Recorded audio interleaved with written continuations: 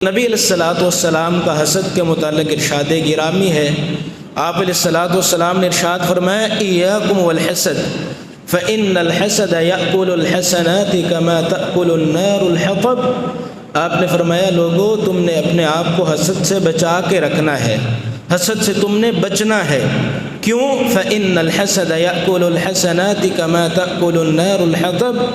یہ حسد آدمی کی نیکیوں کو اس طرح ختم کر دیتا ہے، اس طرح جلا کے راکھ کر دیتا ہے جس طرح لکڑیاں آگ کو جلا کے راکھ کر دیتی۔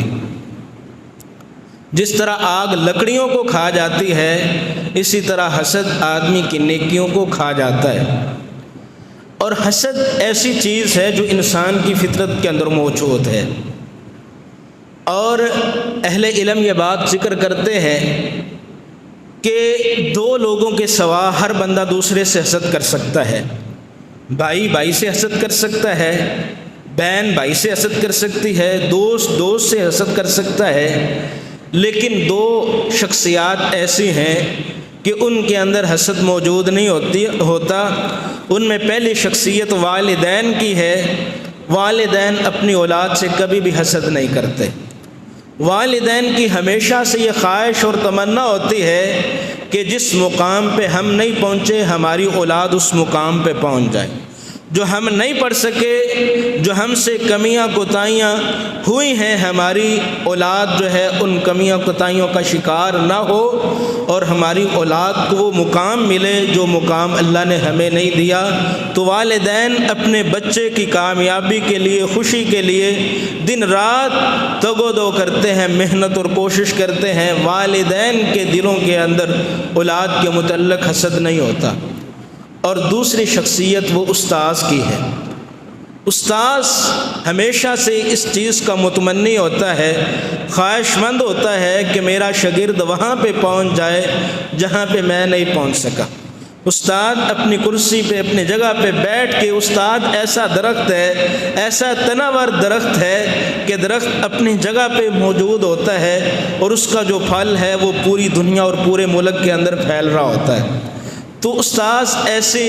بچوں کو تیار کرتا ہے کہ میں یہاں پہ رہ جاؤں، لیکن میرے جو بچے ہیں، جو حقیقی استاذ ہوتا ہے اس کے دل کے اندر اپنے شاگردوں کے متعلق کبھی حسد نہیں ہوتا۔ لیکن اس کے علاوہ بھائی بھائی سے حسد کرتا ہے، بہن بھائی سے حسد کرتی ہے، بھائی بہن سے حسد کرتا ہے، دوست دوست سے حسد کرتا ہے۔ اور بعض دفعہ یہ ہوتا ہے کہ ہم ایک پلیٹ کے اندر کھا رہے ہوتے ہیں لیکن ہمارے دل ایک دوسرے سے مل نہیں رہے ہوتے۔ ہم ایک صف کے اندر کھڑے ہو کے نماز پڑھ رہے ہوتے ہیں لیکن ہمارے دل آپس کے اندر نہیں ملتے۔ امام ابن رجب رحمہ اللہ نے حسد کے متعلق لوگوں کی 6 اقسام بیان کی ہیں۔ ان قسموں میں پہلی قسم حاسدین میں سے ان لوگوں کی ہے جو حسد کرنے والا ہوتا ہے، جس سے حسد کر رہا ہوتا ہے وہ اپنے قول و فعل سے ظلم کرتے ہوئے اس کو ملی ہوئی نعمت کو ختم کرنے کے لیے کوشش کرتا ہے۔ پہلی قسم کہ حاسد جس سے حسد کر رہا ہے اس سے اپنے قول کے ساتھ، زبان کے ساتھ بھی، فعل کے ساتھ بھی کوشش کرتا ہے کہ اس آدمی کو جو نعمت ملی ہے اس آدمی سے وہ نعمت چھن جائے۔ حاسدین کی دوسری قسم یہ ہوتی ہے کہ حاسد آدمی یہ کوشش کرتا ہے جو نعمت اس آدمی کو ملی ہے اس آدمی سے منتقل ہو کے کسی اور آدمی کو مل جائے، یہ نعمت اس آدمی کے پاس باقی نہ رہے۔ حاسدین کی تیسری قسم جو سب سے بدترین اور بری قسم ہے وہ یہ ہے کہ حاسد آدمی کسی ایسے آدمی کی نعمت کو ختم کرنے کے لیے کوشش کرتا ہے جس آدمی کو اللہ رب العالمین نے وہ نعمت دی ہے۔ اور اہل علم نے یہ بات نقل کی ہے کہ حاسد آدمی اتنا بدترین انسان ہوتا ہے کہ اس کو اللہ کی تقسیم کے اوپر جو ہے وہ رضا حاصل نہیں ہوتی۔ کیونکہ حاسد آدمی اس نعمت کو ختم کرنے کی کوشش کر رہا ہوتا ہے جو نعمت اس آدمی کو اللہ رب العالمین نے عطا کی ہے۔ تو یہ جو قسم ہے تیسری قسم، اس میں یہ جو حاسد آدمی ہوتا ہے وہ کوشش یہ کرتا ہے مجھے یہ نعمت ملے نہ ملے، میرے پاس یہ نعمت منتقل ہو کے آئے نہ آئے، لیکن اس بندے کے پاس وہ نعمت نہیں رہنی چاہیے۔ یہ آدمی سب سے بدترین جو ہے حاسدین کی قسم میں سے بدترین آدمی ہے، جو یہ کوشش کرتا ہے یہ جو نعمت اللہ رب العالمین نے فلاں بندے کو عطا کی ہے وہ میرے پاس رہے نہ رہے، مجھے ملے نہ ملے، یہ نعمت اس بندے کے پاس نہیں رہنی چاہیے۔ اور حسد کی یہ وہی قسم ہے جس کی وجہ سے اللہ رب العالمین نے ابلیس کو لعین ٹھہرایا ہے۔ اس لیے کہ ابلیس جو ہے وہ آدم علیہ السلام سے حسد کرنے لگا تھا۔ جب اللہ رب العالمین نے حکم دیا فرشتوں کو کہ وہ آدم علیہ السلام کو سجدہ کریں، تو اس ابلیس کو جو ہے وہ آدم علیہ السلام سے حسد ہو گیا۔ اس نے کہا انا خیر من، میں آدم علیہ السلام سے بہتر ہوں۔ تو اس نے کوشش کی کہ آدم علیہ السلام کو جنت سے نکلوا دیا جائے۔ وہ نعمت اس سے ملے نہ ملے، لیکن اس نے کوشش کر کے آدم علیہ السلام کو جنت سے نکلوا دیا۔ یہ جو قسم ہے حسد کی کہ جو آدمی کوشش کرتا ہے مجھے نعمت ملے نہ ملے، اس آدمی سے نعمت کو چھن جانا چاہیے، اس آدمی کے پاس وہ نعمت نہیں رہنی چاہیے، یہ حسد کی سب سے بدترین قسم۔ سیدنا عبداللہ بن عمر رضی اللہ عنہ سے مروی ہے کہ ابلیس نے سیدنا نوح علیہ السلام سے کہا دو چیزیں ایسی ہیں جس سے میں ابن آدم کو ہلاک کر دوں گا۔ نوح علیہ السلام نے ابلیس سے پوچھا وہ کون سی ہیں؟ اس نے کہا ایک حسد ہے، یہ حسد وہ چیز ہے جس کی وجہ سے مجھ پہ لعنت کی گئی اور مجھے مردود ٹھہرایا گیا، حسد کی وجہ سے میں ابن آدم کو ہلاک کر دوں گا، یہ ابلیس کہہ رہا ہے۔ اور دوسری چیز اس نے کہا لالچ ہے، جس لالچ کی وجہ سے اللہ رب العالمین نے آدم علیہ السلام کو جنت سے نکال دیا۔ جنت کی تمام نعمتیں موجود تھیں، لیکن ابلیس نے کہا میں نے آدم علیہ السلام کو لالچ دیا اور لالچ کی وجہ سے جنت کی تمام نعمتوں سے اس کو محروم کر دیا۔ یہ ابلیس نے سیدنا نوح علیہ السلام سے کہا کہ دو چیزوں کی وجہ سے میں ابن آدم کو ہلاک کر دوں گا۔ پہلی چیز کیا تھی؟ حسد، کہ اس کی وجہ سے ابلیس لعین ٹھہرا، اور دوسری چیز اس نے کہا لالچ ابن آدم کے دل کے اندر ڈال کے کہ اس کے دل کے اندر طمع اور لالچ اتنا ہو جائے گا کہ وہ جنت کی نعمتوں کو بھول کے وہ آدمی جو ہے اس کے اوپر دنیا غالب آ جائے گی۔ جب دنیا کی خواہشات اس کے اوپر غالب آئیں گی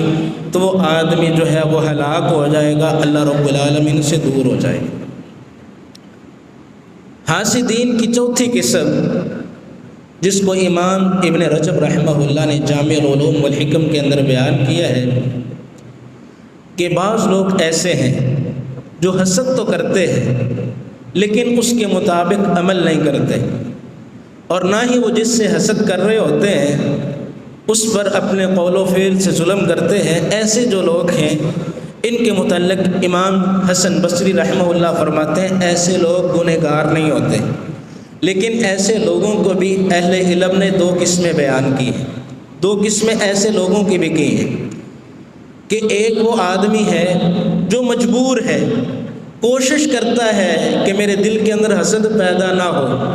لیکن کوشش کے باوجود اس کے دل کے اندر جو ہے وہ حسد کی تمنا باقی رہتی ہے، لیکن وہ کوشش کرتا ہے حسد کو دور کرنے کی۔ تو جو آدمی جس کے بس کی بات ہی نہ ہو حسد سے بچنا، تو ایسے آدمی کے متعلق اہل علم فرماتے ہیں کہ وہ آدمی گناہ گار نہیں ہوتا۔ لیکن اس کی دوسری قسم ان لوگوں کی ہے جو اپنے اختیار سے اپنے دل میں حسد کرتا ہے، پھر بار بار اس کے بارے میں اپنے دل کے اندر سوچتا ہے، اپنے بھائی کی نعمت کو ختم کرنے کی تمنا کرتا ہے، کوشش نہیں کی لیکن تمنا ضرور ہے، دل کے اندر ہے، کسی سے اس کا اظہار نہیں کیا، تمنا ضرور ہے اس آدمی کے دل کے اندر، یہ فلاں نعمت جو آدمی کو ملی ہے یہ ختم ہو جائے۔ تو ایسے آدمی کے متعلق اہل علم فرماتے ہیں اس آدمی کا تعلق اس آدمی کی مانند ہے کہ جو آدمی برائی کا مصمم اور پختہ ارادہ کر لیتا ہے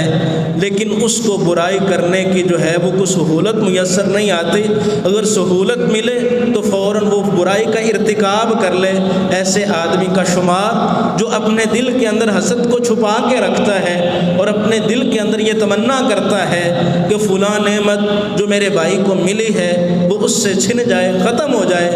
تو ایسا آدمی اپنے برے ارادے کی وجہ سے گناہ گار ہوتا ہے۔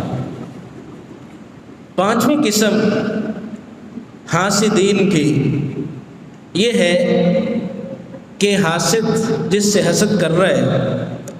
اس کی نعمت کو ختم کرنے کی تمنا نہیں کرتا، بلکہ وہ یہ کوشش کرتا ہے جو نعمت میرے بھائی کو ملی ہے وہ نعمت مجھے بھی مل جائے۔ حسد ہے، لیکن حسد ایسا نہیں ہے کہ وہ کوشش کرے یا تمنا کرے کہ وہ نعمت میرے بھائی سے چھن جائے، بلکہ وہ کوشش کیا کرتا ہے جو نعمت میرے بھائی کو ملی ہے وہ نعمت مجھے بھی مل جائے۔ اگر اس نعمت کا تعلق دنیا سے ہے تو اس ایسی خواہش اور تمنا کے اندر خیر نہیں ہے۔ اللہ تعالیٰ نے قرآن مجید کے اندر جہاں قارون کا تذکرہ کیا ہے وہاں پہ اللہ تعالیٰ نے ایسے لوگوں کی جو ہے وہ قسم کو بیان کرتے ہوئے ان الفاظ کے اندر ان لوگوں کا تذکرہ کیا ہے۔ اللہ فرماتے ہیں قال الذین یریدون الحیاۃ الدنیا یا لیت لنا مثل ما اوتی قارون انہ لذو حظ عظیم۔ اللہ فرماتے ہیں وہ لوگ جو صرف دنیا کی زندگی کا ارادہ رکھتے ہیں، یا لیت لنا مثل ما اوتی قارون، وہ اس بات کی تمنا کرتے ہیں کہ ہمیں بھی وہ مال و دولت مل جائے، وہ دنیا مل جائے جو دنیا اللہ رب العالمین نے قارون کو دی تھی۔ انہ لذو حظ عظیم، وہ تو بڑے حصے کا مالک بنا تو ہمیں بھی اس طرح دنیا ملنی چاہیے جس طرح قارون کو دنیا ملی۔ یہ دنیا کے حصول کی تمنا کرنا یہ خیر نہیں ہے اس کے اندر۔ ہاں اگر کوئی آدمی یہ تمنا کرتا ہے کہ جو خیر میرے بھائی کے اندر موجود ہے، نیکی موجود ہے، اللہ رب العالمین وہ نیکی کرنے کی مجھے بھی توفیق عطا فرمائے، تو ایسی تمنا کرنا، خواہش کرنا، اس کے اندر بہت بڑی خیر موجود ہے۔ صحیح بخاری اور صحیح مسلم کے اندر اس قسم کو نبی علیہ الصلوۃ والسلام نے بیان فرمایا۔ آپ علیہ الصلوۃ والسلام نے ارشاد فرمایا لا حسد الا فی اثنتین،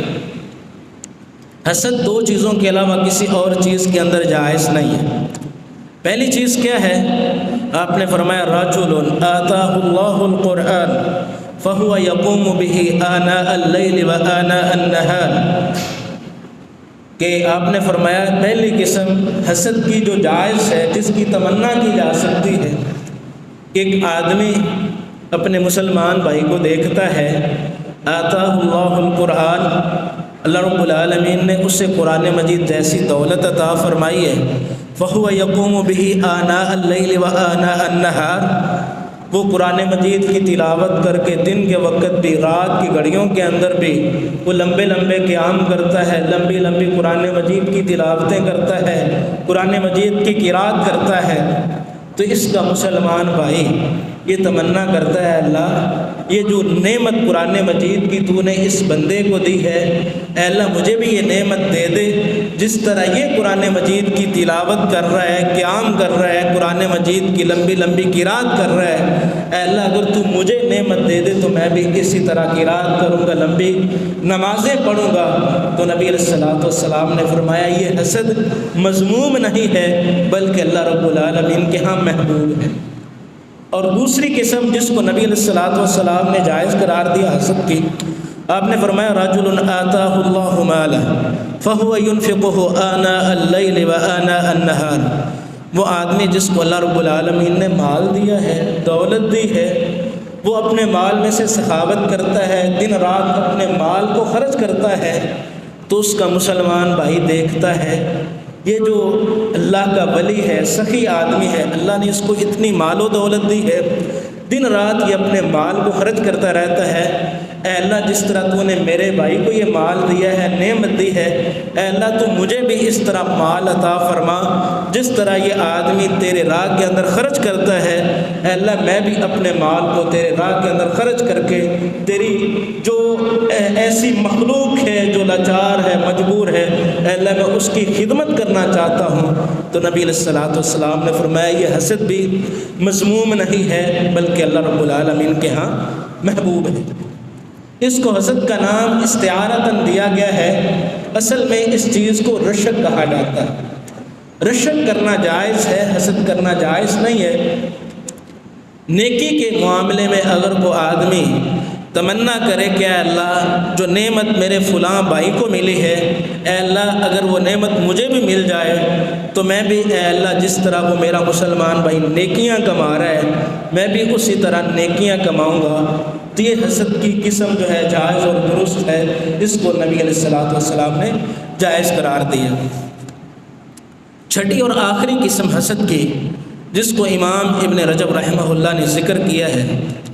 وہ یہ ہے کہ جب ایک آدمی اپنے دل کے اندر محسوس کرے کہ میں حسد کر رہا ہوں اپنے مسلمان بھائی کے ساتھ،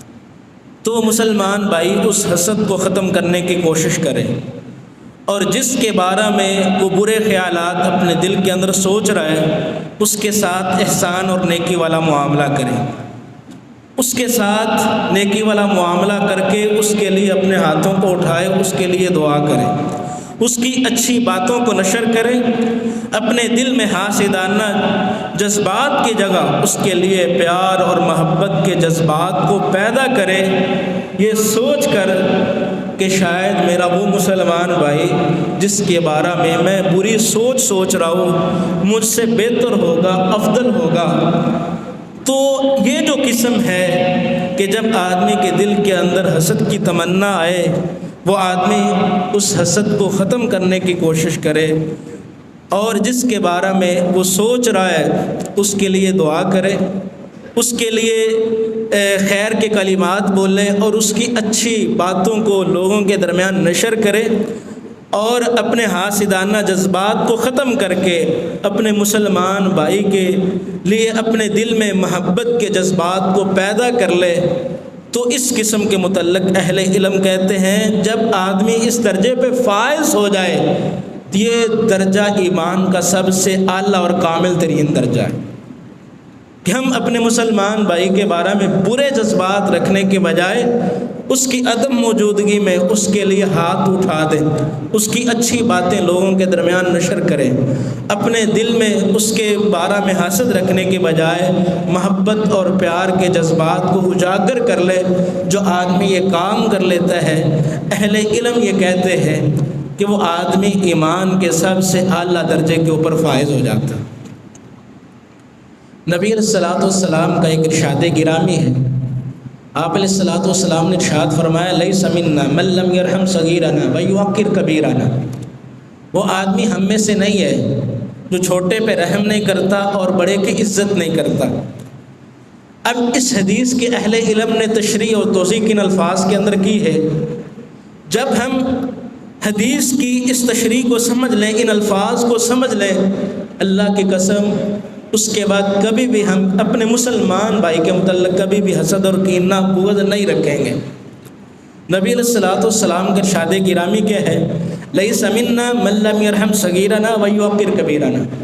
وہ آدمی ہم میں سے نہیں ہے جو آدمی چھوٹے پہ شفقت نہیں کرتا اور بڑے کی عزت احترام اور توقیر نہیں کرتا۔ اہل علم کہتے ہیں اس حدیث کا اگر آپ نے مصداق بننا ہے، جو بڑا آدمی ہے وہ چھوٹے کے متعلق یہ سوچے یہ مجھ سے عمر کے اندر چھوٹا ہے، اس کی عمر ابھی زیادہ نہیں ہے تو اس کے گناہ مجھ سے کم ہوں گے، تو اس وجہ سے یہ مجھ سے افضل ہے، تو چھوٹے کے اوپر شفقت کرنا شروع کر دے۔ اس وجہ سے یہ عمر میں چھوٹا ہے، اس کی عمر زیادہ نہیں ہوئی تو اس چھوٹے کے گناہ مجھ سے کم ہوں گے، اس وجہ سے اس کے اوپر شفقت کرنا شروع کر دے، دل سے حسد کی بیماری ختم ہو جائے گی۔ اور چھوٹا بڑے کے متعلق یہ سوچنا شروع کر دے یہ عمر میں مجھ سے بڑا ہے،